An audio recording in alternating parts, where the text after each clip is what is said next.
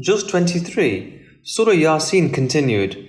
The second section of the surah describes Allah's amazing creative power and invites the reader to reflect on creation, a marvel of incredible complexity and beauty. Attention is drawn to the lifeless earth and how it comes to life after rain, concluding that this is how Allah will bring the dead to life. The trumpet will herald the day of judgment when justice will be done. Evidence of one's good and bad deeds will not come just from the records, but human limbs will speak out too. Indisputable evidence. A vivid account of the delights of paradise shows how its residents will see Allah in His glory and majesty. The surah opens with two claims. The Messenger ﷺ is divinely appointed to guide humanity and the resurrection is real. Historical, rational and moral evidence is presented to prove this.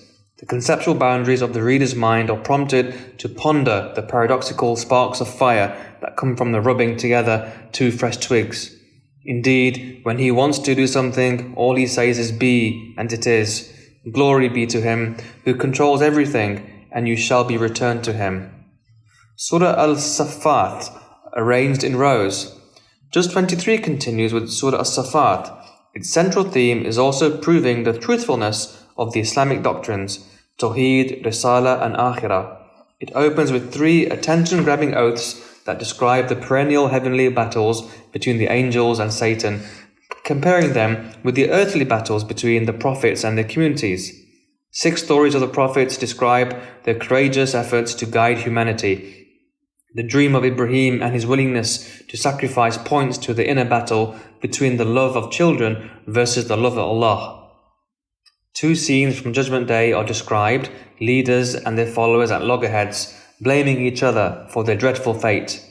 A pious person finds his friend in hell and reminds him of how he tried to misguide him, but failed in doing so.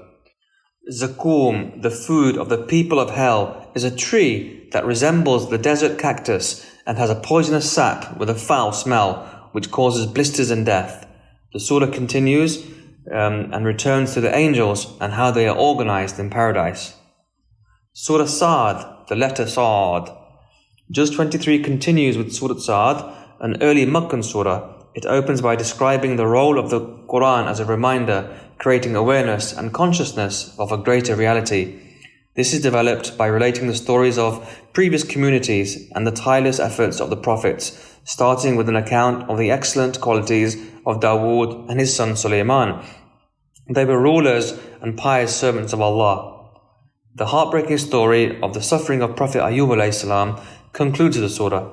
According to Tabari, Satan's surmise that Ayyub would not remain faithful if he encountered difficulties. Allah allowed Satan to test him. So, disaster struck Ayyub, his home subsided, his livestock was killed, his family members died in an accident, and he became ill with an infectious disease so that people abandoned him.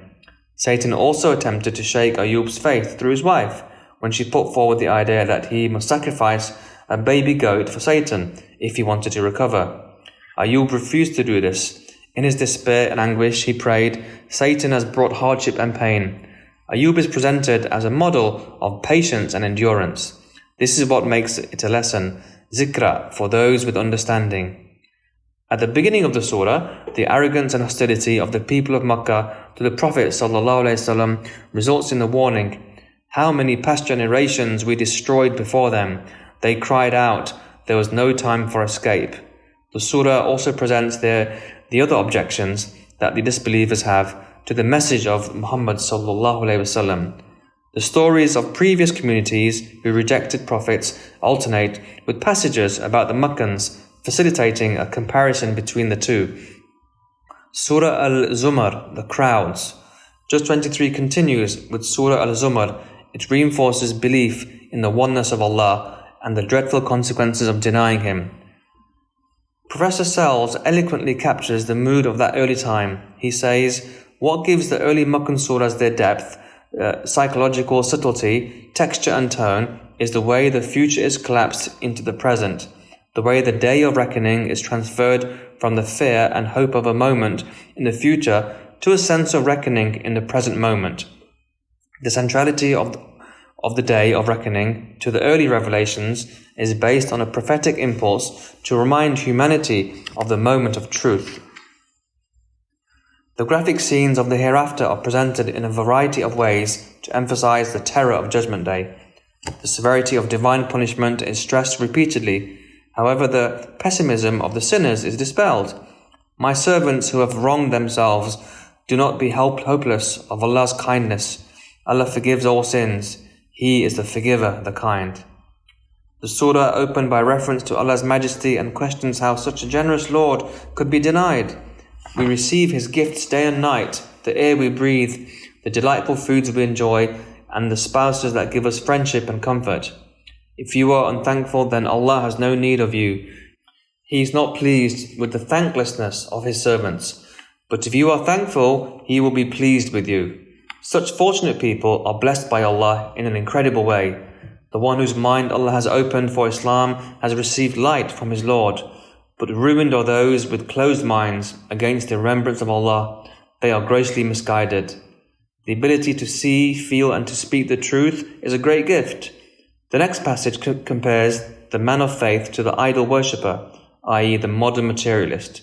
Can a servant devoted to many masters who are at odds with each other be the same as the one who is devoted solely to one master?